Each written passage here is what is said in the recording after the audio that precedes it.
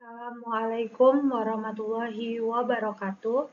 Saya Ica Amelia dengan NIM 2107112753 akan memenuhi tugas akhir semester adsorpsi dan penukar ion. Kali ini saya akan membahas tentang pengaruh variasi adsorben terhadap penurunan kadar CO2 dalam biogas. Jumlah penduduk yang semakin besar setiap tahun dengan seiring pertumbuhan penduduk yang meningkat. Dengan pertumbuhan penduduk, maka penggunaan energi fosil menjadi tinggi, sehingga ketersediaan energi semakin terbatas. Energi terbarukan merupakan salah satu cara yang dapat mengatasi ketersediaan energi yang semakin berkurang. Salah satunya yaitu biogas. Biogas merupakan bahan bakar gas yang dapat diperbarui, renewable, yang dihasilkan dari proses fermentasi bahan organik oleh bakteri anaerob yang hampa udara. Biogas juga termasuk kategori energi yang ramah lingkungan dan mudah digunakan. Produk biogas terdiri dari CH4 metana sebanyak 50-70%, CO2 karbon dioksida sebanyak 25-45%, dan sejumlah kecil hidrogen, nitrogen, dan hidrogen sulfida. Optimalisasi kinerja biogas dapat dilakukan dengan pemurnian kandungan biogas menggunakan metode adsorpsi. Pemurnian kandungan biogas, khususnya kandungan karbon dioksida, dilakukan proses pemisahan dengan mengkontakkan campuran gas dengan cairan penyerapnya yang bertujuan untuk menghilangkan salah satu komponen gas. Selanjutnya tentang adsorpsi, yang mana suatu proses yang terjadi ketika suatu fluida terikat pada suatu padatan. Adsorpsi adalah fenomena fisik yang terjadi saat molekul-molekul gas atau cair dikontakkan dengan suatu permukaan padatan dan sebagian dari molekul-molekul tadi mengembun pada permukaan padatan tersebut. Proses adsorpsi dapat berlangsung jika suatu permukaan padatan dan molekul-molekul gas atau cair dikontakkan dengan molekul-molekul tersebut. Maka di dalamnya terdapat gaya kohesif termasuk gaya hidrostatik dan gaya ikatan hidrogen yang bekerja di antara molekul seluruh material.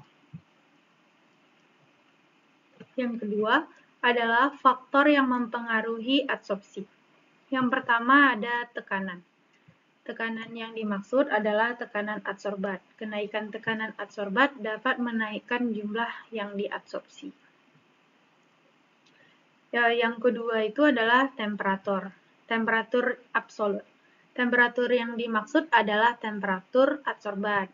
Pada saat molekul-molekul gas atau adsorbat melekat pada permukaan adsorben, akan terjadi pembebasan sejumlah energi yang dinamakan peristiwa eksotermis. Berkurangnya temperatur akan menambah jumlah adsorbat yang teradsorpsi. Demikian juga untuk peristiwa sebaliknya. Selanjutnya ada interaksi potensial. Nah, interaksi potensial antara adsorbat dengan dinding adsorben sangat bervariasi, tergantung dari sifat adsorban atau adsorbennya. Dan terakhir adalah jenis adsorban. Selanjutnya akan membahas tentang adsorben yang merupakan suatu cairan atau padatan yang dapat melarutkan bahan yang akan diserap pada permukaannya, baik secara fisik ataupun dengan reaksi kimia. Selanjutnya adalah jenis adsorben. Jenis adsorben yang pertama adalah silika gel. Silika gel cenderung mengikat adsorbat dengan energi yang relatif kecil dan membutuhkan temperatur yang rendah untuk proses desorpsinya, dibandingkan jika menggunakan adsorben lain seperti karbon atau zeolit.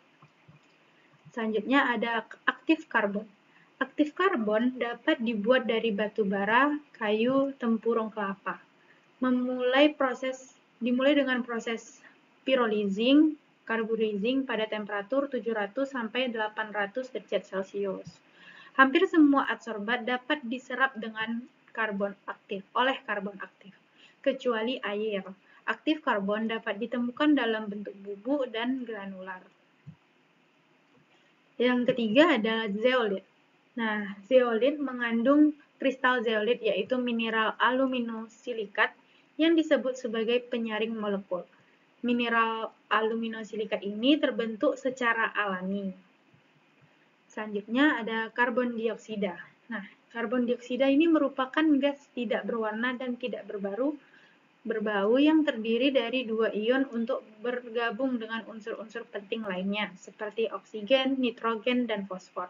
Karbon dioksida yang merupakan salah satu bahan yang terkandung dalam biogas, apabila kadar CO2 tinggi, maka biogas menjadi kurang efektif. Oleh karena itu, karbon dioksida perlu diabsorpsi agar kadarnya berkurang dari biogas atau bahkan hilang.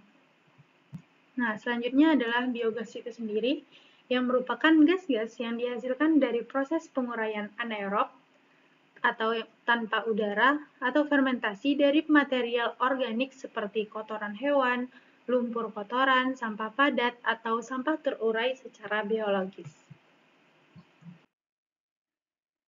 Selanjutnya adalah hasil dan pembahasan. Dari beberapa jurnal yang saya review tentang absorpsi CO2 menggunakan berbagai jenis adsorben aplikasi pada pemurnian biogas, saya peroleh 10 jurnal. Yang pertama itu ada dari ACMT 2020 menggunakan jenis adsorben zeolit zeochem. Dari penelitian ini dihasilkan penurunan kadar CO2 sebesar 18,70%. Yang kedua itu ada Susanto dan DKK 2019, adsorpsi dengan menggunakan jenis adsorben endapan batu kapur. Nah, penelitian ini menghasilkan penurunan kadar CO2 dari biogas sebesar 98,5%. Selanjutnya ada Purba dan Barutu 2021. Nah, dia menggunakan jenis adsorben yaitu larutan NaOH dengan konsentrasi 3,25 molar dan penurunan kadar CO2-nya sebesar 98,21%. Selanjutnya ada Iriani dan DKK 2020, efisiensi adsorpsi gas karbon dioksida pada biogas dengan menggunakan variasi ukuran adsorben. Nah, dari penelitian ini diperoleh bahwa adsorben arang aktif dengan ukuran 32 mes menghasilkan penurunan kadar CO2 sebesar 83,84%. Selanjutnya ada jurnal Ritonga dan Matsuki 2020. Jenis adsorben yang digunakan adalah arang aktif dan silika gel. Nah, penurunan kadar CO2 dari hasil penelitian ini sebesar 78,2%. Selanjutnya adalah mengenai jurnal Widya Stuti DKK 2013.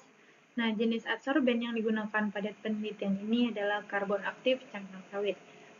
Penurunan kadar CO2 dari penelitian ini sebesar 6,1%. Nah, selanjutnya ada Nuklea dan Haryandini 2017. Jenis adsorben yang digunakan pada penelitian ini yaitu K2CO3.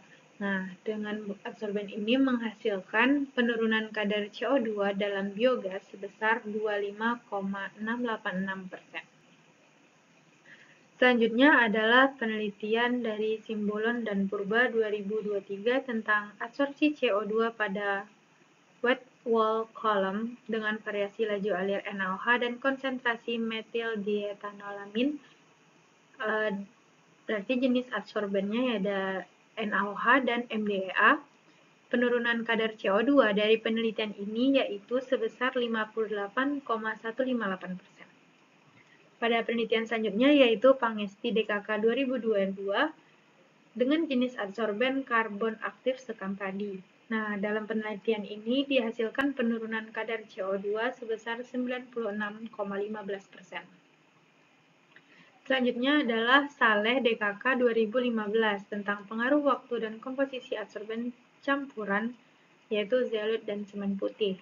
Nah, jenis adsorben zeolit dan semen putih menghasilkan penurunan kadar CO2 sebesar 10,35%. Kesimpulan Baiklah, kesimpulan dari review beberapa jurnal yang dapat saya sampaikan ini adalah yang pertama, pemilihan jenis adsorben dapat mempengaruhi penurunan kadar CO2 dalam biogas. Yang kedua, pemilihan adsorben paling efektif terdapat pada jurnal Susanto DKK 2019 dengan jenis adsorben endapan batu kapur dengan penurunan kadar CO2 sebesar 98,5%. Pemilihan adsorben yang paling tidak efektif terdapat pada jurnal Widya Stuti DKK 2013 dengan jenis adsorben karbon aktif cangkang sawit dengan penurunan kadar CO2 sebesar 6,1%. Sekian presentasi dari saya. Assalamualaikum warahmatullahi wabarakatuh.